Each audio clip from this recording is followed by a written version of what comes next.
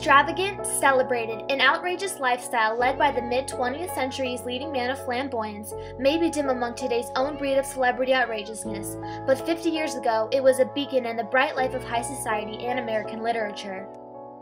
Truman Capote, best known for his works at Breakfast and Tiffany's and In Cold Blood, reached a pinnacle that many writers dream of but few ever ascend. Truman pioneered a new literary genre, the nonfiction novel, with what many claim is his ultimate work, In Cold Blood.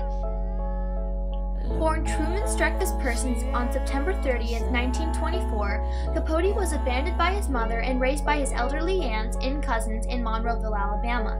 This is where he'd meet his literary inspiration and best friend, Harper Lee. As a child, he lived a solitary and lonely existence, turning to writing for solace.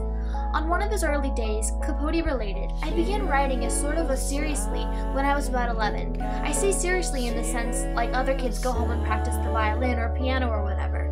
I used to go home from school every day and would write it for about 3 hours. I was beyond obsessed by it." This early obsession later granted him literary superstardom, and Capote quickly became a controversial social celebrity. Being an openly homosexual, flamboyant young man, the writer was lionized by the high society elite and was seen at the best parties, clubs, and restaurants. He answered accusations of frivolousness by claiming he was researching for a future book. But ultimately, this frivolousness is what led to Capote's demise. After becoming disenchanted with the slow-paced town of Monroeville, Capote moved to New York and met a new circle of friends. But after much heavy partying and betrayal by these friends, Capote turned to drugs and alcohol for satisfaction.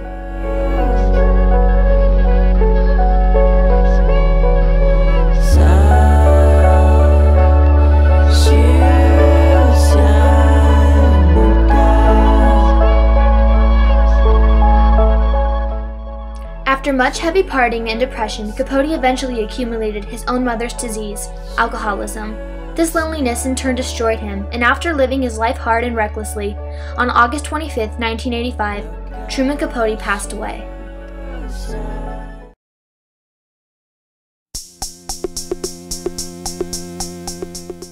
In the novel To Kill a Mockingbird, given that Harper Lee wrote the novel based on her life events, she wrote the character Dill Harris completely on Truman Capote. They met and quickly became best friends when Truman came to Monroeville over the summer, just like how Scout and Jill met in the novel and were best friends. They were both innocent, whimsical, charismatic characters who faced much of the same wrath of family dysfunction. In the novel, Dill runs away from home because he felt that his parents didn't care about him anymore when his mother remarried. This is largely how Truman felt when he realized his mother abandoned him as a baby. Their story techniques were also very similar. Truman is said to have two writing styles, a more carefree, lighthearted style and a gothic style, analogous to the writings of Edgar Allan Poe. The outlandish, entertaining stories that Dill tells Scout represents Truman's more lighthearted style of writing, which can be seen in his novel Breakfast at Tiffany's. The colder, less than whimsical stories that Dill tells Jem represents Truman's more gothic style of writing. Both were unnecessarily lonely and broken by their family dysfunction. These innocent, mockingbird-like characters were selfishly abandoned by their families at a young age that caused them much confusion and heartbreak.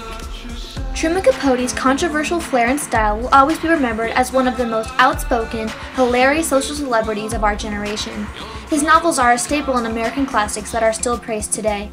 He was truly a unique and charismatic man who maybe wasn't strong enough to overcome his own family grief, but accomplished more than some people ever dream of in a lifetime.